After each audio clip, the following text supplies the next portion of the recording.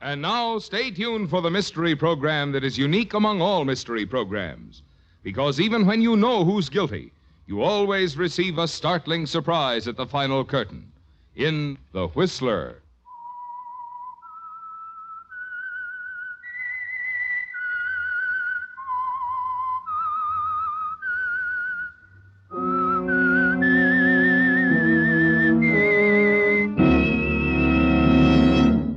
I am the Whistler, and I know many things, for I walk by night.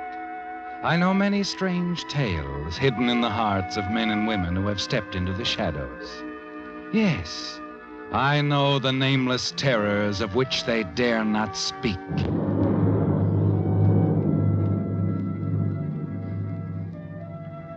Yes, friends, it's time for The Whistler, rated by independent research the most popular West Coast program in radio history.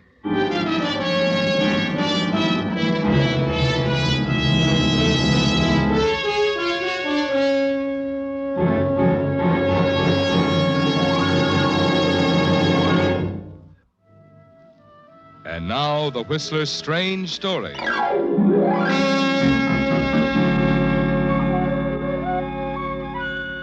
Dear Diary.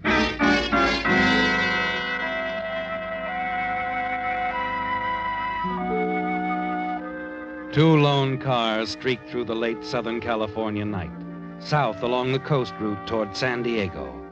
In the first car, Mike Jordan, his face drawn and tense, his forehead beaded with cold sweat, stepped hard on the accelerator. And the car behind him matched his speed, closing the gap between them. With one frantic turn of the wheel, Mike swerved his car onto a side road, narrowly missing the ditch.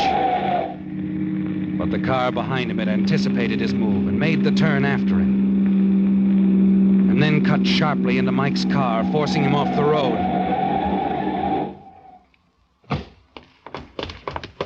Come on, Mike, get out of the car. Okay, Len, okay, I'll get out. But don't shoot. Don't shoot, Len. Listen to me, Shut Len. up. Monty, check the car, see if you can find it. Here, let me tell you about it, Len. You see, this is what... I said shut up.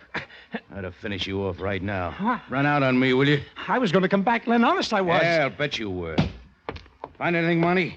Packet of bills in a suitcase. Only 10 grand here, though. Our cut was 15. Come on, Mike, talk.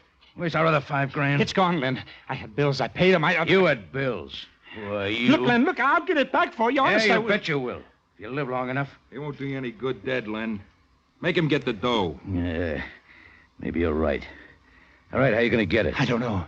I don't know yet, but I'll get it somehow. When? Pretty quick, Len, pretty quick. Just give me a little time, fella. that's all. Okay. I'll be a nice guy. I'll give you a week. But, Len, a week... A week. You better get a real bright idea that pays off. And don't pull any funny stuff. I won't, Len. You just tell me where to meet you a week from tonight. And I I'll- won't be hard to find, Mike. I'm driving back to Santa Monica with you right now. Monty will follow us. We're taking a room, Monty and me, in that same dinky hotel you live in. And we'll be there, watching you, all week long.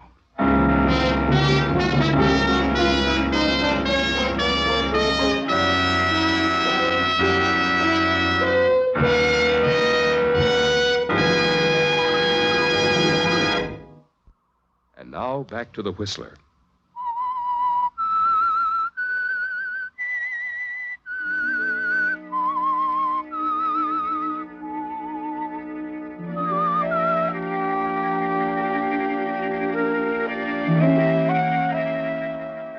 Well, Mike, you've pulled a lot of shady deals in your time. But this time you gambled and lost. You tried for the easy money. Pulled a small payroll job in Long Beach 3 nights ago that Len and Monty had cased.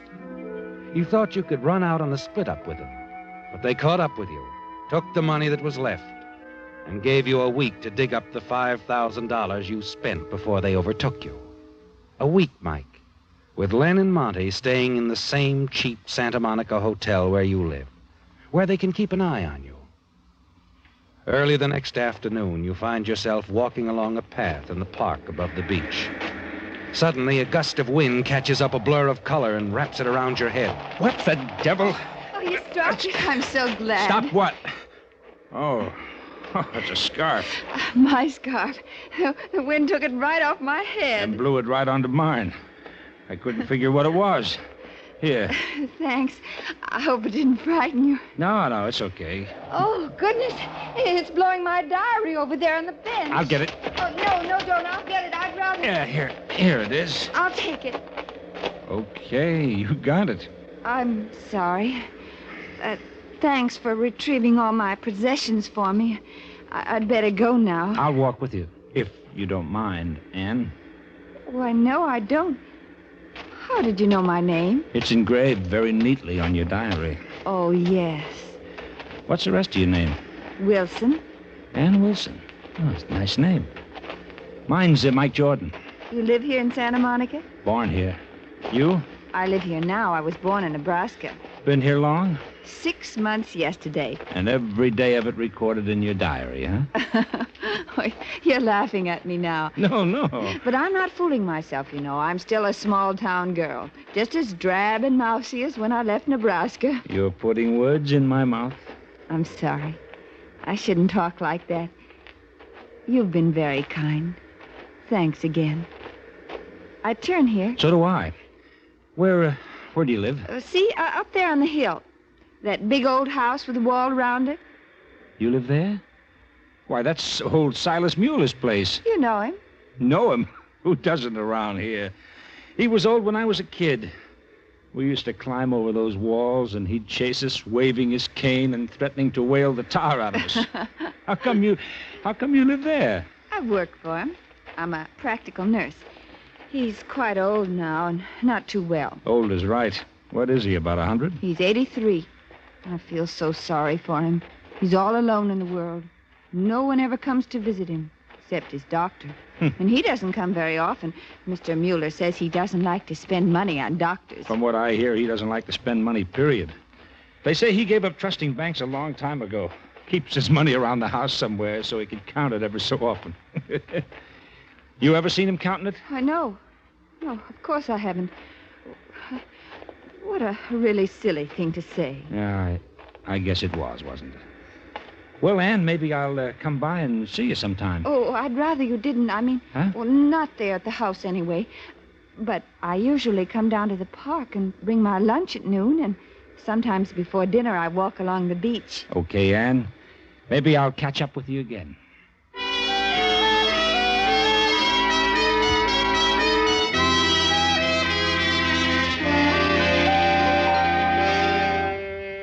Back at the hotel, you stretch out on the bed, light a cigarette.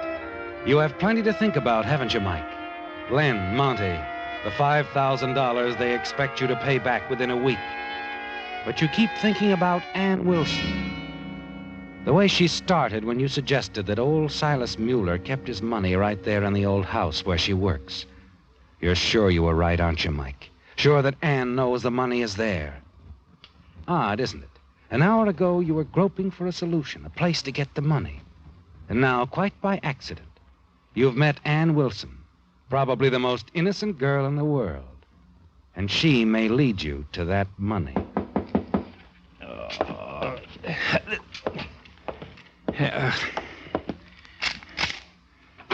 Yeah? Oh, come in, Len. I intend to. Who's the doll? What? The doll in the park. Oh, no one. I just ran into her. I never saw her before this afternoon. Ah. You got nothing better to do? Just walk in the park? You said I had a week, Len. Yeah, I have. And the weekend's next Saturday night. Don't be spending no more days walking dolls around in the park. Look, Len, let me do it my way, will you? You and Monty stay off my back for a while and give me a chance to work something out. Something to do with the doll? Maybe. I won't run because I'd know you'd find me. Yeah, I would. Will you leave me alone till Saturday? Sure, Mike. Sure. I'll leave you alone. Till Saturday.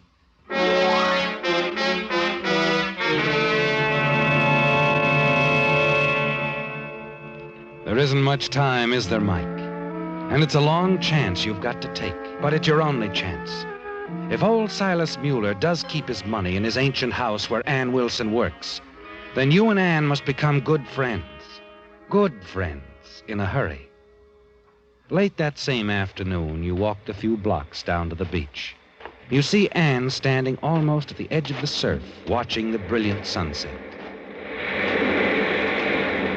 Beautiful, isn't it? What? Oh, Mr. Jordan, I'm afraid I was lost to the world. You think you can put that sunset in your diary? I'm going to try. Oh, look at it, Anne. The sun's slipping out of sight. It's unbelievably beautiful. When I was a little girl, I used to think I knew where the sun went at sunset. Oh, really? Where? I was convinced it hid in a big maple grove just west of town.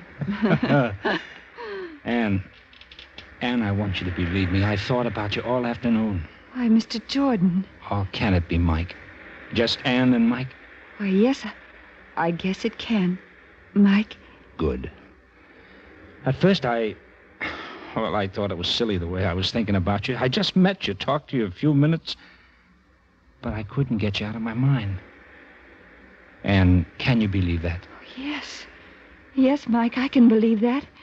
I can believe it because I want you so very much. And because I've thought of you, too, all afternoon.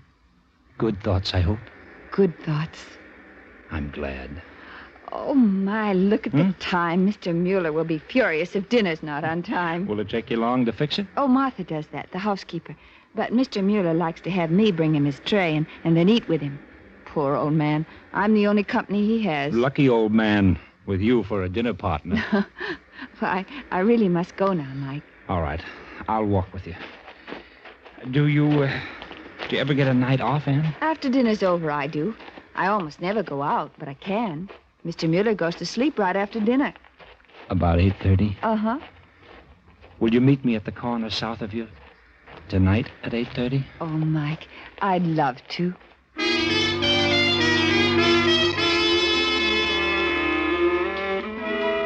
And that's just the beginning, isn't it, Mike? You meet Anne every night at 8:30, each night bringing you nearer to your deadline with Len and Monty. You were right about Anne. She's a love-starved kid, completely carried away by your attention to her. You wish fervently that you had more time for the build-up. But every time you walk through the lobby, Len and Monty are sitting there, staring at you. Silent reminders that you haven't much time left. Shortly before your 8:30 date with Anne on Friday night, the night before your deadline, you start through the lobby toward the door. Hey, Mike. Mike, Oh, hello, Len. come over here a minute. Okay. Sit down, Mike. I'm in a hurry, Len. Sit down. Okay. Monty here tells me you got a good thing, Mike. What do you mean? The doll. Oh. Well, yeah, maybe. I'm not sure yet. Monty's sure. Says the old man she works for is loaded. Isn't that right, Monty? Yeah, loaded and sick. Awful sick. Monty says the old man keeps his money around the house and maybe won't live long. Yeah? Well, maybe he won't. Only look, Len, tomorrow night's awful soon. I mean, if I could have more time... Monty and me want you to take more time. What? Don't we, Monty? Sure we do. You mean that? We said it. Oh, that's great, Len. Great. How much time? All the time in the world, Mike. Oh, gee, that's swell. 3 days. Oh, now, wait a minute. 3 days. We'll see you Tuesday. Oh, and, Mike, Yeah? forget the $5,000.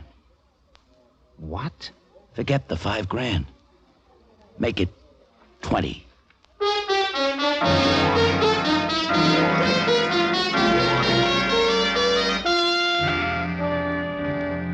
"3 days. That isn't much of a reprieve, is it, Mike?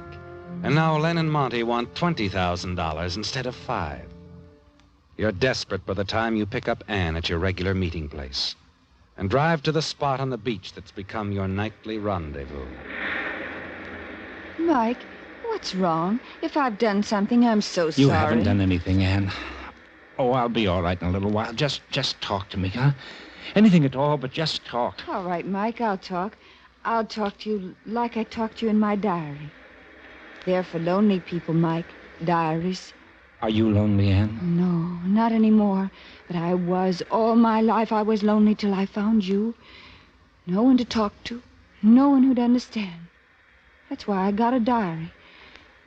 I tried to kill myself once, Mike. I was so lonely. But they saved me.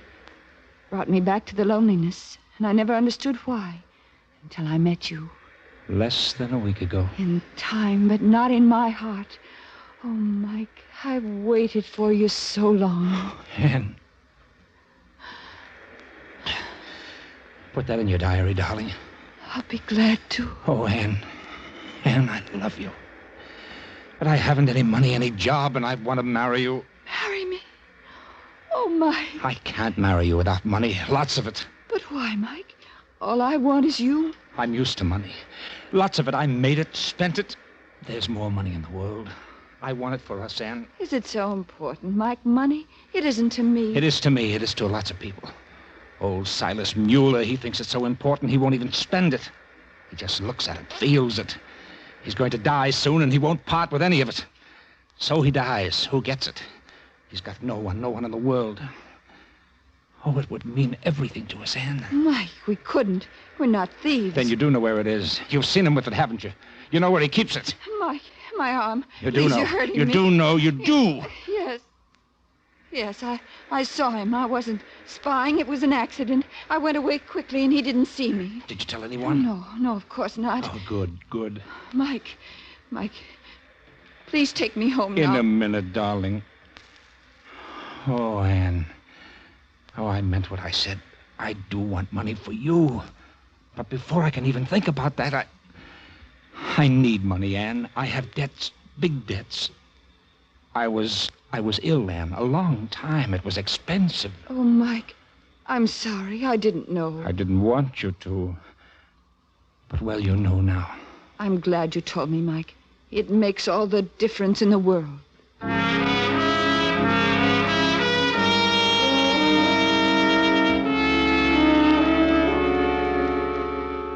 You're sure of her now, aren't you, Mike? The lie about your illness was a sudden inspiration, but it touched her deeply, just as you knew it would. And for the moment, you're willing to leave her, to let her love for you and her great sympathy for your need of money blend into a solution for you. You don't hear from Anne until late the next afternoon. Hello? It's Anne, Mike. Oh, I wondered if I'd hear from you. I've had a pretty busy day. It's Martha's day off. She won't be back till tomorrow. Mr. Mueller's worse, Mike. I don't see how I can get away to meet you tonight. You'll have to stay there, alone with him? I don't know what else to do, Mike. Dr. Thorne just left. He's coming back when he finishes at the hospital at 8. I see. Anne, do you love me? More than anything, Mike. More than life itself. That's all I need to know, Anne.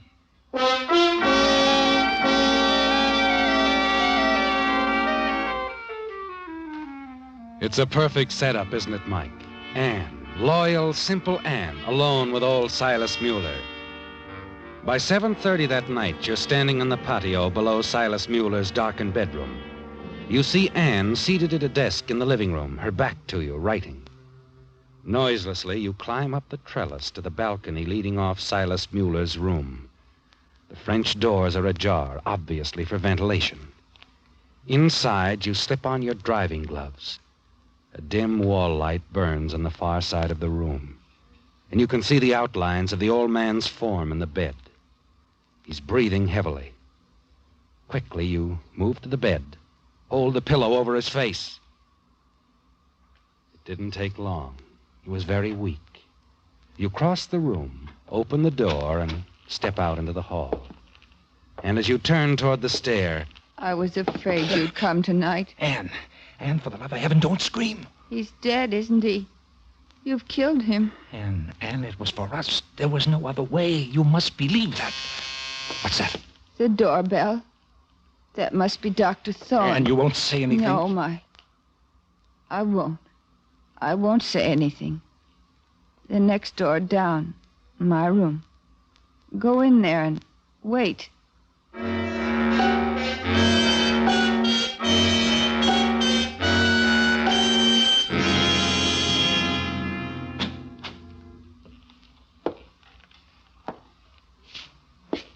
He's gone now. Dr. Thorne's gone. He said Mr. Mueller's heart gave out. Anne, They'll be coming for the body. There isn't time for talk. Yeah, sure. We'll meet tomorrow night at 8 and talk then. I'll be at 9th and Rail. What? Tomorrow night at 8. 9th and Rail? Well, why not the usual place? Why 9th and Rail? I'll be at 9th and Rail, Mike. You want the money now, don't you? And It's my fault, really. If you hadn't met me, you wouldn't be a murderer now. You wouldn't be a thief. And a murderer. And for the love of the heaven... money's in his room. The strong box. I took the keys and opened it. We'll get the money for you now, Mike.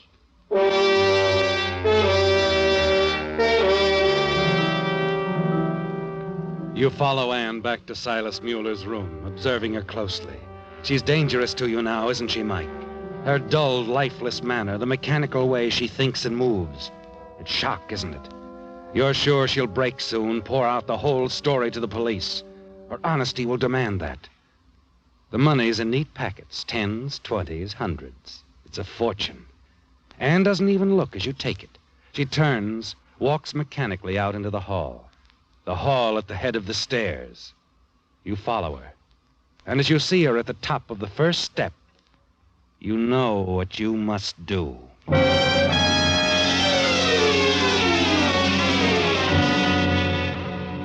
And now Anne lies dead at the bottom of the stairs. You're sure no one will connect you with her death. Certain no one knows you were here. That only Len and Monty are aware that you even know Anne. Then you remember her diary. You can't leave without it. It tells too much about you and Anne. You're certain of that. You race back to her room. Search feverishly for it through everything. It's nowhere to be found. Your knees go weak and you sink onto the bed. Your throat is dry and parched. You look around quickly for a drink. Pick up a glass of water from Anne's nightstand. And you pull yourself together and resume your search for the diary. Suddenly you remember. You saw Anne downstairs writing as you came in. You hurry down to the living room. A bulky envelope lies on the desk. An envelope addressed to you, Mike. It's the diary. Anne's diary. I've got it now.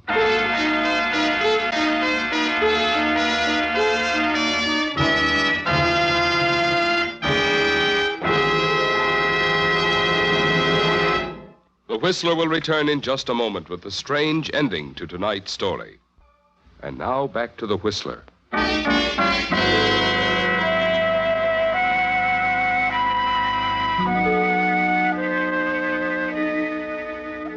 It's over, isn't it, Mike? You run all the way back to your hotel. Silas Mueller and Ann Wilson are dead in the old Mueller house.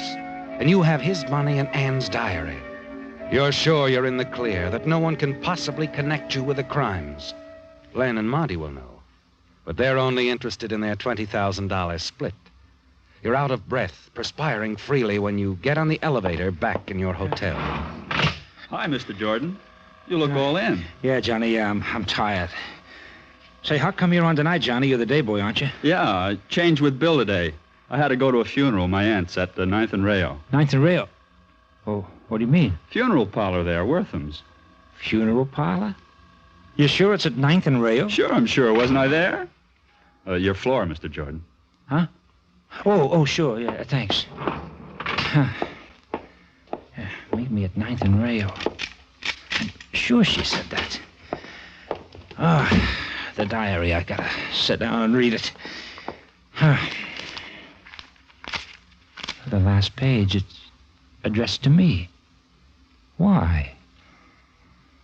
I just talked to you on the phone, Mike. Told you Mr. Mueller and I were alone. It was a test, Mike, that call. If you come tonight, I'll know it was only Mr. Mueller's money you wanted. And if anything happens to him, it will be my fault, really. And I'll have to pay for what I've done. You say Mr. Mueller will die soon anyway, and he has no one to leave his money to. That you need it, so you should have it. That isn't right, Mike. But I love you so that there's not much right left in me. Funny I've waited so long for love, and I do love you. But if you come tonight, I'll know why. And after you go away with the money, I'll mail this diary to you. I wouldn't want anyone else to find it, for your sake. Tomorrow, if you want to see me, I'll be at 9th and Rail. It's a funeral parlor, Mike. If you come tonight and do what I fear you will do, after you leave, I'm coming back to my room and drink the contents of the glass on the nightstand. It's a slow poison, Mike, but I won't suffer long. Not over an hour. Poison. That water on the nightstand in Anne's room. It was poison. And I drank it. This sweat. I... Desk. Hello, this is the lobby desk. Help. I'm sorry, I can't hear you. Will you speak louder, please? Hello? Hello?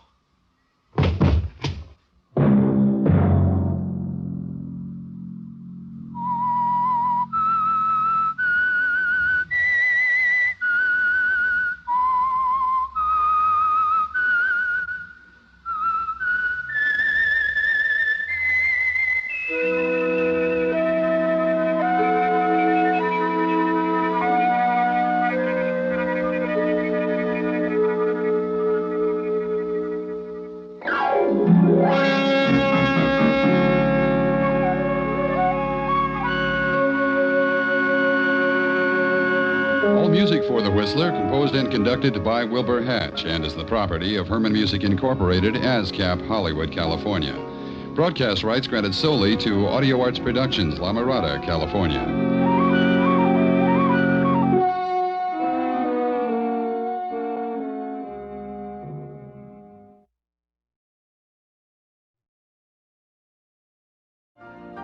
You've been listening to the OTR Gold Network. Find more classic radio at otrgold.com.